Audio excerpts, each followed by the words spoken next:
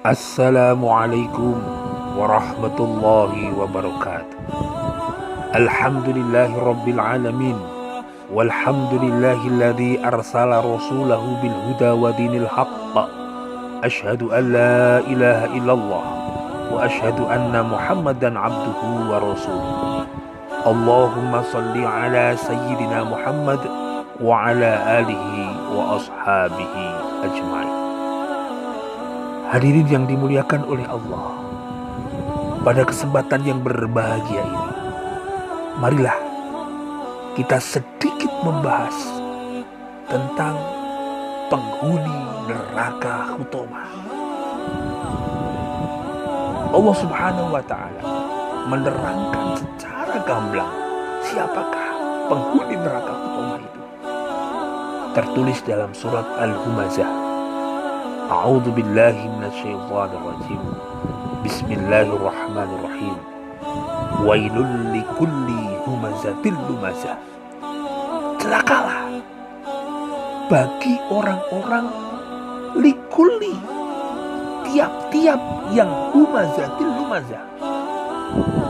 Orang-orang yang suka mengumpat dan suka mencela. Humazah itu mengumpat, lumazah itu mencela. Atau sebagian mufasir mengartikan humazah itu mencela secara perkataan, kalau lumazah itu merendahkan secara perbuatan. Atau sebagian lagi mengartikan yang namanya humazah itu menghina secara langsung, tetapi lumazah itu menghina di belakang orang itu. Dan ini semuanya penghuni neraka Huthomah. Maka Allah Subhanahu wa Ta'ala melaknat, wail, celakalah likulli humazatil lumazah. Hal ini dikuatkan dari sebuah hadis Rasulullah SAW. Rasulullah pernah bertanya, atadruna manil muflis? Tahukah kamu siapakah orang-orang yang bangkrut itu? Qalu, kemudian semua sahabat menjawab, al-muflis, orang-orang yang bangkrut itu ya Rasulullah, fina ma la dirhama lahu wala mata'a. Ya Rasulullah, orang-orang yang bangkrut itu orang yang ketika di dunia itu tidak mempunyai dirham, tidak mempunyai uang, dan tidak mempunyai kekayaan. Faqala, kemudian menjawab Rasulullah, innal muflis, sesungguhnya orang-orang yang bangkrut itu min ummati, dari umatku sendiri. Kenapa? Mayyati yaumal qiyamah, orang itu pada hari kiamat dia berbangga-bangga, disolatin dengan membawa pahala solat, wasyamin, dengan berbangga-bangga puasanya ketika di dunia, wazakatin, berbangga-bangga dengan ketika di dunia itu dia pernah berzakat. Tetapi apa? Fayati qad syatama hada. Tetapi apa yang terjadi? Pahala-pahala yang dibangga-banggakan di hadapan Allah itu tidak akan dianggap oleh Allah. Kenapa? Qad syatama hada, menghina, merendahkan orang lain. Mengerikan. Hadirin yang dimuliakan oleh Allah, bangsa yang besar ini hanya gara-gara perbedaan pandangan, perbedaan politik, perbedaan pemikiran, saling merendahkan, maka sulit berkembang bangsa besar ini kalau kita tidak sadar bahwa ini sudah dinas oleh Allah, sudah diperingatkan oleh Allah dalam surat Al-Humazah. Kecelakaan bagi orang-orang yang suka mengumpat dan menghina sesama makhluknya Allah. Kemudian ayat yang kedua, alladzi jama'a malau adada. Yang kedua, penghuni neraka Huthomah itu yaitu orang-orang yang mengumpulkan harta dan menghitung-hitungnya. Kenapa? Dilanjutkan ayat yang nomor 3, yahsabu anna malahu akhlada. Dia manusia mengira bahwa hartanya itu dapat mengekalkannya. Maka penghuni neraka Huthomah Setiap hari dia itu hubbud dunia, cinta dunia, wa yansawnal akhirah, dan dia melupakan akhirat. Ini ada dua pilihan dalam kehidupan. Fa'alhamaha fujuraha wa taqwaha, atau yuhibbud dunia wa yansawnal akhirah. Ini ada dua mata kutub. Ketika kita itu diberikan oleh Allah waktu 24 jam, ketika disibukkan dunia, maka akhirat kita akan terlupakan. Boleh kita mengejar dunia, tapi ingat,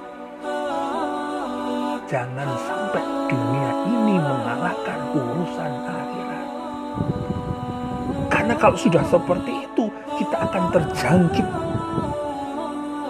oleh ciri yang nomor 2, penghuni neraka Hutomah. Yahsabu anna malahu alada. Ketika kita jama'a malahu adada, mengumpulkan harta-harta dan kemudian kita menghitung-hitung, sehingga kita itu muncul penyakit hubbud dunia, sehingga yahsabu anna malahu alada. Harta itu seolah-olah kita kira bisa mengekalkan hidup kita,